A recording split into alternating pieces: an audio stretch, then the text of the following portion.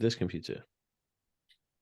Guys, welcome back to another live interview. Yes, we're back. And this guest is interesting. I've heard so much about this guest from my assistant, Alyssa. So big shout, Alyssa, you're awesome. And Alyssa's raving about this guest. And I'm super excited. Guys, if you're new around here and you haven't already, make sure to hit the subscribe button to learn more about autism and ADHD and all that kind of good stuff. And also, if you're watching on the other platforms, give this page a follow. Daily videos. You can't go wrong. Right. So my next guest on the podcast and the video cast is Deborah Swain. So Deborah, do you want to kind of introduce yourself, or Dr. Deborah, should I say? Sorry.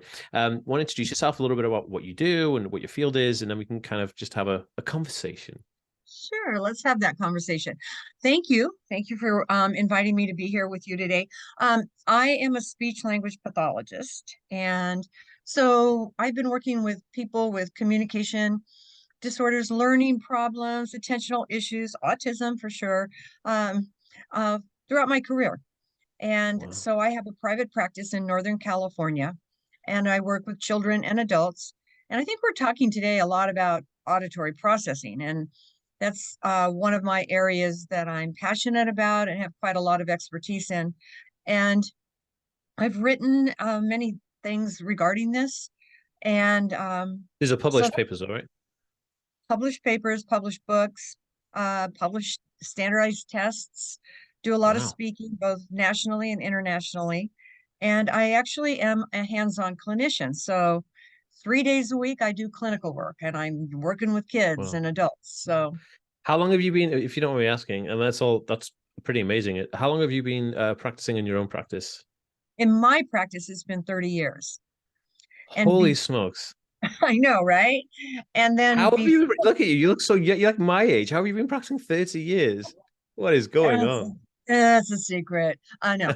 But but before I was in practice here, I was chief of speech pathology at UC Davis Med Center, so I got a Okay. good solid background in clinical medicine, Wow. and then I changed my focus and I opened my own clinic. Cool. That's really, really cool. So for people who don't know, like, what is auditory processing? Because speech and language therapy is quite self-explanatory, but in terms of auditory processing, could we kind of dive into like what on earth is auditory processing, you know? Sure. So it depends on who's talking about it. Now, there are audiologists who work with it and they do neurophysiologic testing. We don't have access to neurophysiologic testing. By the way, it's a small field of expertise that has a huge impact on children and adults in their communication, their learning, social emotional, social skills, Hmm. all of that. So it's really important when there's a problem with processing that it be identified. So what it is we're talking about what the brain does with what the ears hear. Okay. So that's a very simple description of it, but it's functional. And processing is not about the ears. Funny thing is when, especially in children, Mhm. when people have a processing problem, very often they behave like they have a hearing loss. So everybody gets the hearing checked and the hearing is fine. So it's a difference between hearing and listening. Processing is really a listening problem when there's a breakdown with processing. Would this cover like alexithymia and stuff like that? It can, yes. So, so Anytime there's a problem, and now we're, especially post-COVID, there's so many issues. But when we look into what causes this, there are a number of causes, but it's just a breakdown in how the brain transfers information around. So there's very specific auditory processing skill weaknesses, mhm, and then it transfers into language processing issues. And we can talk more about that. absolutely. But we don't see processing. What we see are behaviors. And Yeah. this is important for everybody. So what you see is you see, well, you have to repeat instructions a whole bunch of times. Or someone says, huh, what? I didn't hear you. Or in the classroom, kids might get a little daydreamy and look like they're not listening. Yeah. To get in trouble for not listening. And Yeah. um, and they have trouble keeping up with learning. They might have learning struggles. And that's when we have to check out what's going on with their processing. So here's a question. Yeah.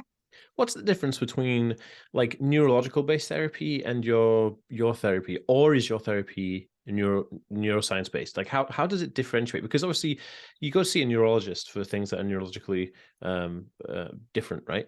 But also you're dealing with, like auditory processing is inherently like a neurological issue, right? So how does your work differ from a neuroscientist, say? Well, I'm not a physician, and usually Okay. neurologists deal with um, neurological diseases and disorders. So if you were to do like a scan, like a CT scan or an MRI on a kid with who has processing difficulties, it's very likely you're going to see a normal brain Right. because it's how everything fires and connects. There's not a lesion in the brain. There's not a neurologic disorder, like say following a stroke or someone who has Parkinson disease or some Sure. other demyelinating disease, right? Yeah, yeah, yeah, It's, yeah. this is reflected more in how a person can listen, engage, respond, interact, learn, socialize, regulate. Yeah, there are so many variables with this. This is very common. Mhm. It can occur in 1 in 3, 1 in 4 kids, depending on what data you're looking at. And it's on a continuum. It can be mild, moderate, significant, and everything in between. So that's interesting, really, because would you say that, you know, can people have auditory processing disorders independent of things like autism or any other kind of learning difficulty? I mean, can you just be a person who has auditory processing difficulty? Yep, absolutely. And they often primarily have average and above average IQs. These are smart kids, but feeling challenged. They're smart, they might be quirky, they're smart, but they struggle, and struggles are relative, right? And mostly Yeah. they struggle with like reading and spelling acquisition and mastery, Okay. um, that kind of stuff. And So, very often, go ahead. sorry. No, no, no. Go Carry on, please. Very often they don't even qualify for services in the public schools, like because Sure. they're not Yeah, they're not they're fitting not that severe qualifying box, enough. right? Yeah, yeah. Yeah, So what would the kind of symptoms be like? So say like I've got a parent watching this, right? And they're saying like, look, my kid's not on the autism spectrum, but like they have issues listening or hearing or whatever. Well, not hearing, but auditory processing. What would yeah, what would like typical symptoms or traits of that be? What would how sure. would it present itself? Okay, so you're gonna have like let's pick an age. Let's say 6 years old. Okay, Sure. let's take a 6 year old because how they present is going to be different than like a 10 year old or a 12 year old or a teenager or a Sure. preschooler. So we're talking about a 6 year old who had pretty normal development, doing just fine. And then they get to kindergarten or first grade and things get a little iffy. So what they'll see is maybe a child um, not paying attention. And then someone might go, oh, it's an attention problem because everybody Oh, thinks if okay. a child doesn't pay attention, it's an attention problem. Sure, sure. If a child doesn't respond to their name all the time, if they're given a direction and they don't know what to do when they get a direction, if they get a direction and they go, huh, what? Or if it's a learning, let's say they're being introduced to reading and spelling and they have to learn letter names and letter sounds and they get them one day and they don't know them the next day. So they can't store and retrieve and retain information. Mm. So, and they're not able to learn age level appropriate material. So the big ones are when parents will come in and they'll say, they just struggle. They don't follow directions. We have to repeat ourselves all the time. They they can't remember regular routines. Like you walk into a classroom and you put your backpack in your cubby and you put your papers in the, they just can't remember any of that stuff. They just, and then homework is a hassle. We talk about homework hassles. They Yeah. avoid it. Would Those are some general symptoms. Interesting.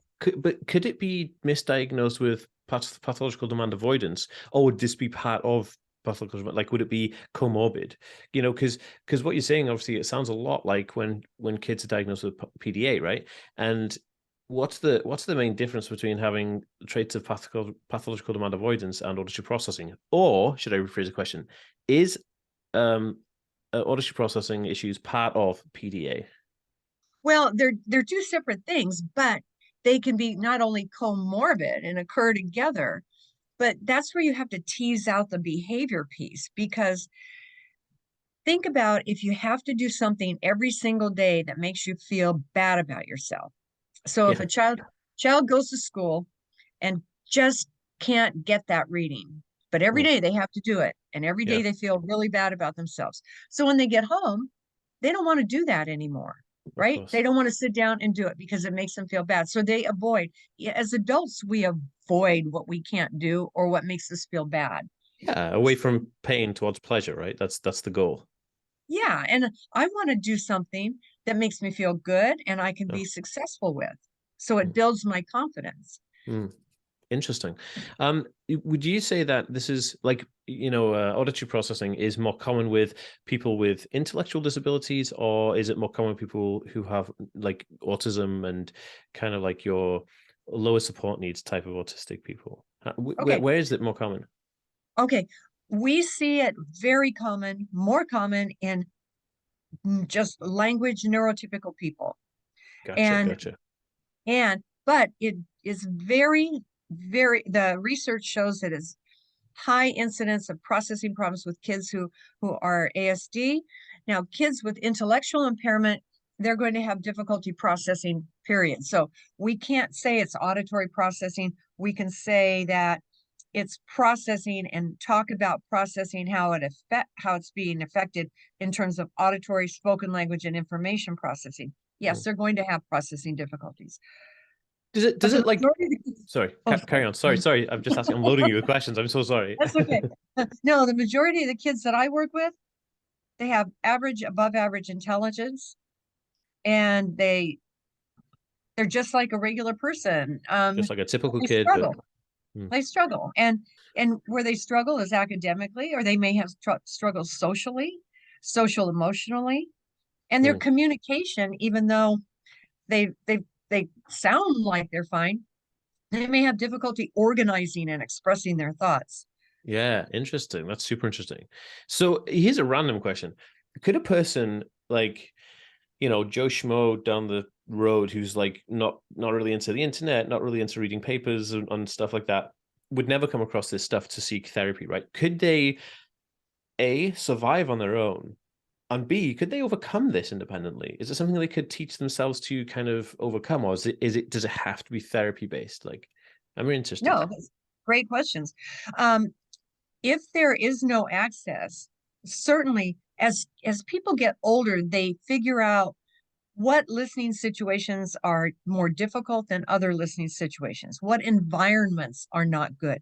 They develop Mm. some really keen compensatory strategies. So they can learn to manage it. And that's what we do. That was processing is all about. You Okay. sort of manage it like you do like diabetes, for example, right? Yeah, because you can't cure it, right? You're just treating it, right? You sort of Yeah. figure out, okay, well, I really have a hard time listening and understanding what people say when I go to a restaurant. So I'm not going to have a meaningful conversation in a restaurant.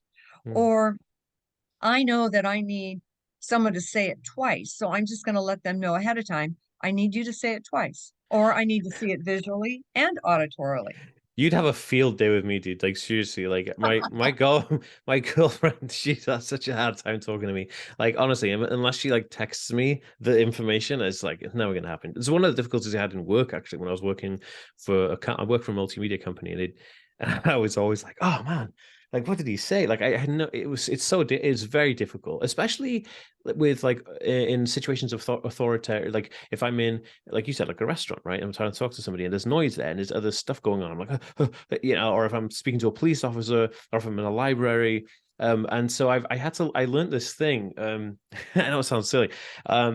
and telephone conversations very difficult on telephone. So what I did is I watched a friend of mine. He's an actor from California called Tom, and he's in some movies. I don't know if you've ever seen. Okay, the teen movies called the American Pie series, right? They were out in the Yeah, '90s, right? yeah. So he's one of the lead actors in that. He plays a guy called Kevin Myers, right? He goes out with Tara Reid in it. He's a cool guy. I'm in his band, so I play music with him. And I watched how he did this. He went up to a hotel room clerk, and he was like, "Excuse me," and she said, "Yeah." He said, "Hello, my name is Tom." And she's like, "Oh, hey, Tom." And he's like, "What's your name?" She said, "Whatever." And he's like, "Hi, I'd like to know this, that, and this." And she said, "Okay, this, and this." And I was like, "Holy smokes, this guy's amazing." So then I remembered that. So like every time I go to any of my hotels, like, "Hi, I'm Daniel, and this is," and so people get like freaked out, like, "Why do you always see a name?" I'm like, "Because I'm setting myself up for this conversation. Otherwise, it's never going to happen." You know what I mean? Like I'm not going to have this flow. And I find that, yeah, oh, dude, honestly, like if you if you like did an assessment with me, I think I just explode your computer. But I have another question. So does it differ over time? Like, does it get worse over time? Do you see that it's more obvious in kids than it is adults? Like how does that work? Now, that's a really good question because children are, I can't say that it's more obvious in any one group, but we have more access to children because it's revealed largely because of education. They often struggle in the classroom. Now, Mm. with adults, when I get adults who come to me for consultations and therapy, it's exactly what you're saying, Daniel. I mean, they have sometimes trouble like in big meetings where there's a lot of information flying across the table and stuff, and you're going, whoa, I What's don't going on? have any idea what they're talking about. And and then you get out of there and you quickly have to figure out how to catch up. Yeah. And it's high stake. And a lot of Holy like teenagers, I've got to tell you, they have a terrible time holding on to a job because they work in teenage jobs like service industry Yeah, and yeah. and information's going, you know Just that expression, in one ear and out the other. yeah. that that's kind of how it is for them. And organizing time is terrible for them, like Oh, being able to be on time and manage their time. It's the same, it's one of the characteristics of it. holy smokes. And yeah. Dude, yeah, like seriously, like you're blowing my mind right now because two instances. When I'm um like I have such a difficult time. Like you're saying like you're in a meeting and there's loads of kind of stuff going around. Like I when I'm shopping in the grocery store, I and it's busy, right? I have no idea what I'm doing. I'm just like I'm completely stuck, and I kind of start to lose myself. I'm like, oh my, what is going on? And that's a similar situation to when I was studying for my degree. I did a degree in my background's in chemistry, so I did a degree in chemistry, a bachelor's degree in chemistry. And when I was doing the degree, when I was in the class in the lecture, I had no idea what was going on. This is. I swear to God, this is what I had to do. I had to go to the lecture. I had to record the lecture on my phone, dictaphone. I come back home and I'd search the topic and I'd teach myself the topic because I couldn't learn in the class. It was never going to happen. So I had to come home. I had to teach myself it, and that feeling you were saying then about too much information. 100%, like just no idea. Like right now, it's cool. I've got like noise canceling headphones on, and we're on a one-on-one, right? So much easier. But when I'm Yeah. like, and oh, it's crazy. And obviously, I'm in an environment I can control. When you're out of control in an environment, it gets worse, right? And is this what you see? Is this typical? Oh, for sure. And a lot of these poor little kids, they have no idea why they can't do what their friends are doing, right? And so in Mm, where we live, all these little kids are involved in like soccer or football or baseball or basketball, everything. mm. And they're out and they're getting a lot of information coming in, and the coach is frustrated with them because they're not following directions, and it's it's awful. And That's then they get frustrating for them, over, right? yeah, and they get overwhelmed by too much stimuli, like you were talking about Mm. the grocery store. Oh man, Well, you've got all this visual stuff coming in and you're overloaded. I mean, that just goes into your brain, into processing. So you've got visual, you've got auditory, you've got olfactory, because there's a lot of sense going on in there, yeah, and yeah. it's a bombardment on your brain. This is what this is about, is the brain managing it. Now, you asked a question a moment ago, do you outgrow it? Yes. Not, there is some research that shows that when kids, particularly boys, get into adolescence around 13, 14, they may outgrow it, whatever that means. I'm not sure that they necessarily outgrow it as much as they've learned to manage it and manage the situation. I have a theory on this. Do you want to hear my theory? You got And I call it a scale. I'm going to publish this in a paper. I'm compiling it at the moment for peer review, but it's a scale. I call it the scale that like adults, like aging adults and young kids on the spectrum and in this kind of whole field of difficulty will have very similar experiences. But the teenager in the middle will kind of breeze for a few years and not have these issues like you were explaining. And I think the reason for this, right? And hear me out, is because when you're a kid, you're learning to learn the world for the first time. You have all this pressure of like having to learn what is food, having to learn to sit down, having to learn to listen to somebody, having to learn to read, write, ride a bike, walk, all this kind of crazy stuff, right? And then when you get to a teenager, all that kind of responsibility fizzles away. You're kind of coasting, like, I'm living in my parents' basement, things are great, I've got a girlfriend or a boyfriend or whatever, and I can play video games. I don't have a job yet, but it's cool because I finished, like, you know, the school for the semester or whatever. And you kind of cruise along a little bit because the pressure responsibility is not, it's not toppling your glass over, right? So you can manage the little bits of stuff that's annoying you. But when you get to an adult and you have a kid and you have marriage and you have a mortgage, you have car payments, you have a job, you have a boss, you have a bigger boss, you know, holidays coming on, and you look, all those things remind your brain of when you were a kid and you have to learn all those things over again. So there's a lot of pressure on you as a kid. There's a lot of pressure on you as an adult. That bit in the middle, there's like hardly any pressure because your parents take care of it. It's all good. And I think that is, you're absolutely right. I think like that management part of it, it's easier to manage because there's less pressure on you, right? Yeah, they learn to manage because I'll tell you another part. Adolescence, in terms of neurocognitive development, birth to 5 is the most important developmental phase in a human's life. Mm. The second is adolescence because the brain is changing. That said, they learn to figure it out. Oh, okay. I get you. I get you. And if they have had learning struggles, they've been identified and dealt with. Yeah. And so, but the thing that's interesting about adolescents is what's most important to them is social, right? Mm-hmm. It's the most important thing. So they focus on social and they get affirmed by their friends. They're involved in other social activities, including sports. Yeah. They've got that to make them feel successful and their social circle to make them feel successful. Yeah. So you're right about the little ones. I mean, they're learning everything. That's when their brain is getting really stimulated. Yeah. And then the adult piece is no question. Yeah. I mean, Exactly right. yeah, It is really interesting, and because everyone says like teenagers always have the biggest problems, and I think like, teenagers actually have the least amount of problems in that respect.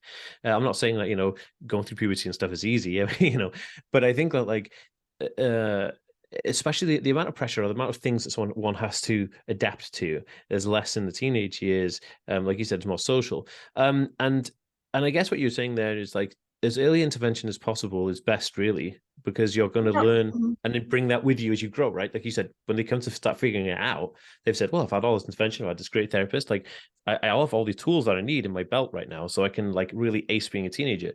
Now, I have a question about socializing, right? You said when we first started talking, you said that a lot of these issues come out in socializing, like socializing issues.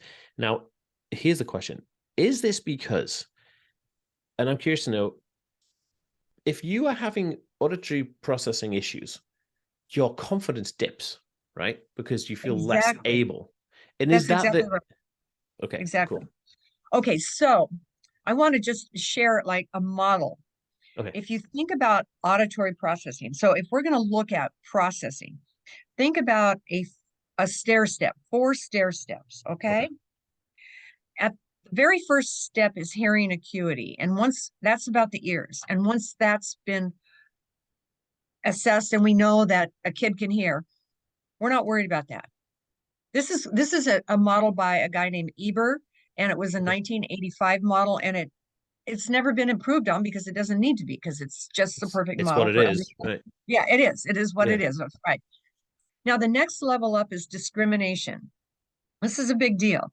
Discrimination is the brain's ability to automatically recognize the difference between similar sounding words or similar sounding sounds.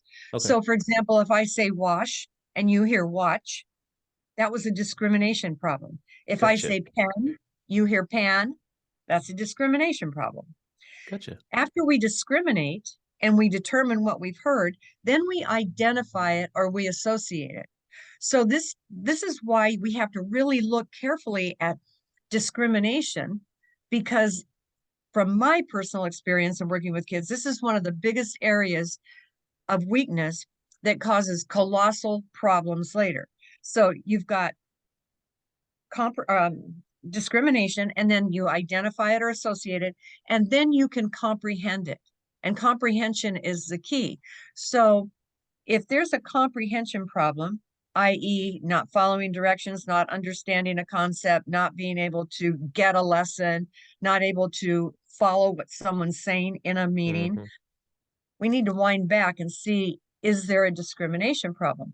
So children don't know they have discrimination problems, but teenagers and adults do. Like you'll say something, hey, what'd you say? Oh, I thought you said such and such. That's one of the problems we have when we're on cell phones. When we Yes. don't Yeah. understand someone and you're going, oh my God, I have no idea what they just Yeah. said. You know, Yeah. it's a discrimination thing. Does it mean you have an auditory processing problem? No, it's more likely that it's that type of transmission of sound. But we have to look at discrimination, and that's a great big one. So that is an auditory processing problem that will have huge impact. And if you don't know that that exists in a person, Yeah. then you're just looking at behaviors going, oh, they've got low motivation, they're not interested, they need to try harder, they need to pay attention, blah, blah, blah, blah, blah, all that stuff that people say. I have a question. Yeah, Coming off the back of that. Um, so there was this thing. There's this idea that I've got about studying. Right, when a kid tries to study, there's a few blocks that that happens. And one of the big ones is like the absence of mass. Right, so if you're studying engineering and you don't have like an engine in front of you or a piece of equipment in front of you, how the absence of mass is going to give you a disability or in that respect to learning. yeah, Right, which is why we do practicals. Now, there's another part to it where people will read things and then they will not understand the word or read it incorrectly, and then thus not knowing the meaning of the word. And if they don't understand the meaning of the word, the rest of it becomes obsolete. They'll still read it. right, yeah. So here's a question: is not understanding a term part of an auditory processing issue, or is this part of a learning issue? Okay. Comprehension, if you talk about there's auditory comprehension, there's reading comprehension, there's visual comprehension. So when we talk about like it, when you read, you hear yourself in your head, right? Yeah. Okay. So when we get to the comprehension piece, sometimes children don't have a feedback loop that tells them that they've misread a word in a sentence or a paragraph. Okay. The word is when, and they say then, and they keep on reading. If we have that auditory feedback loop, we can catch that mistake and then we can comprehend, because you misread one or two words, it changes the whole meaning of what you're reading, and Of course. it doesn't make It doesn't sense, make right? sense. Yeah. Yeah. Yeah. No. So you don't store it, you don't remember it. But reading comprehension is built on a lot of other constructs. So you've got a kid, like, it's not uncommon for the kids that I see, they can decode words really well, but they have trouble Understanding. retaining and remembering, or just Knowing. what I just read Yeah, kind of yeah, thing. Yeah. yeah. I have that. They I had the yeah, dyslexic. Sorry, I had a dyslexic diagnosis, and that was one of the things they said. They said, "Look, you read something, but then to actually understand it, I had to read about 6 or 7 times, and then sit for a second and go, "What did I just read?" And then really understand it, because you're absolutely right, and I've experienced that firsthand. yeah. And so comprehension, when there's a an auditory comprehension issue, then when I test, I typically find a reading comprehension issue, even Mm, though they're reading, their accuracy is right and their fluency is good. Um, and their rate is good, but their comprehension isn't good. And it has to do with the whole comprehension thing. I got a question about this then. Here's again, expand. I'm sorry, I've gone on such a tangent. We've been talking about it for a while, and I appreciate this. And thank you everyone for listening this far. What about homophones? So when somebody hears the word they or there, and there, Yes. like or where, and where, like Yes. how do they, how do they? Is it auditory processing to not understand in which context they're using this? Now that's a language processing thing Okay. because they have to because that occurs in the context of the cluster of words that they're saying.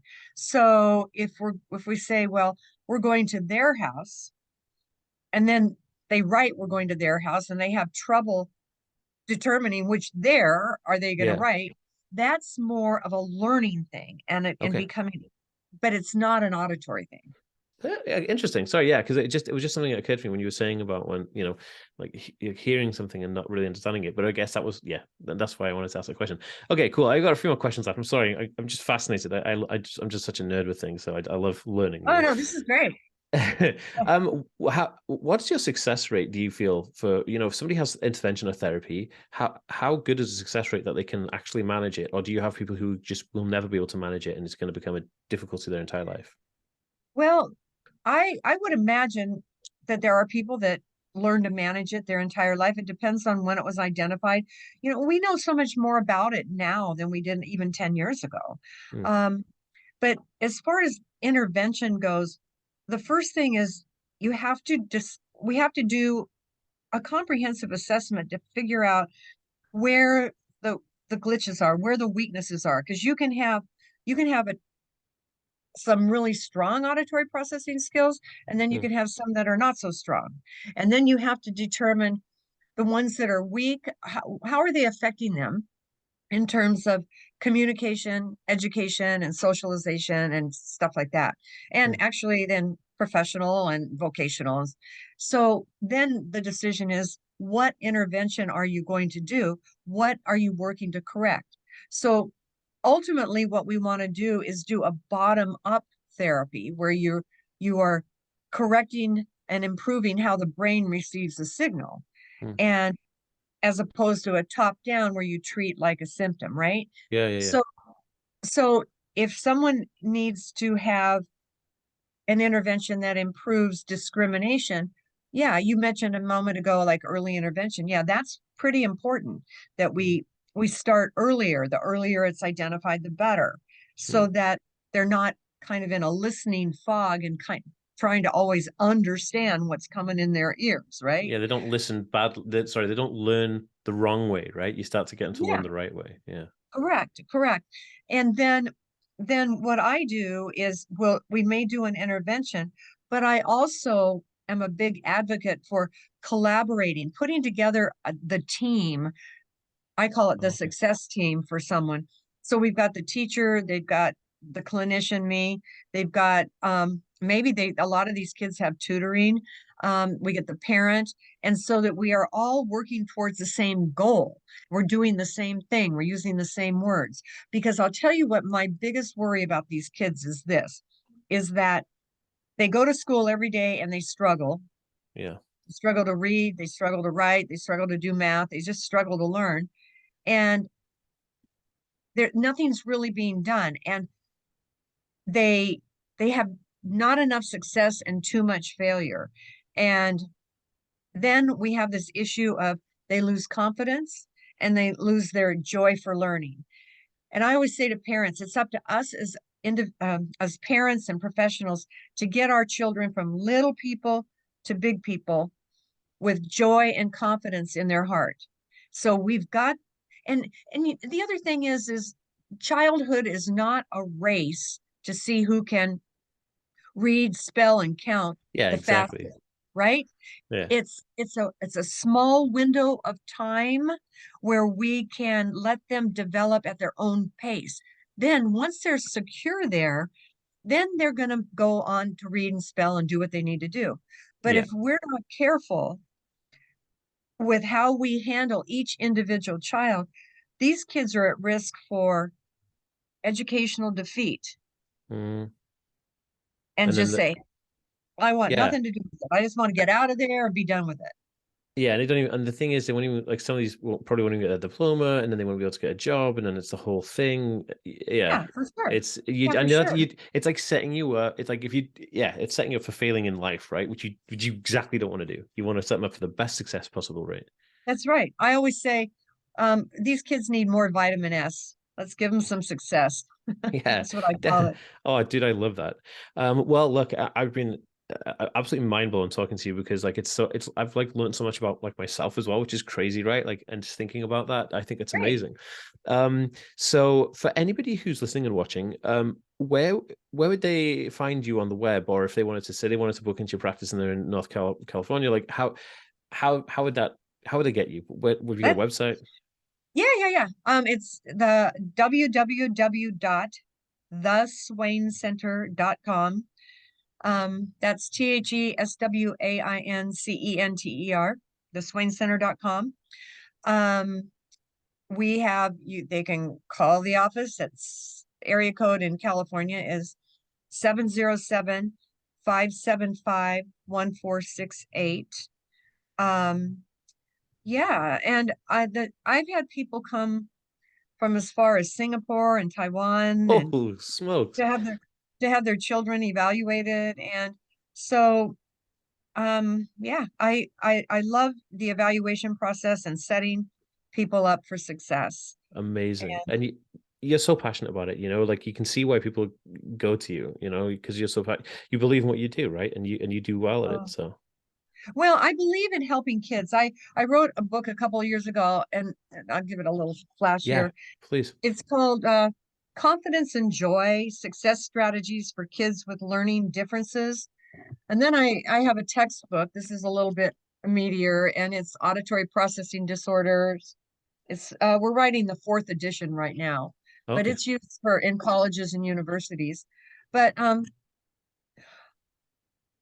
children don't need to struggle, Yeah, because often if they struggle as children and adolescents, they end up struggling as adults, and of course. it's unnecessary.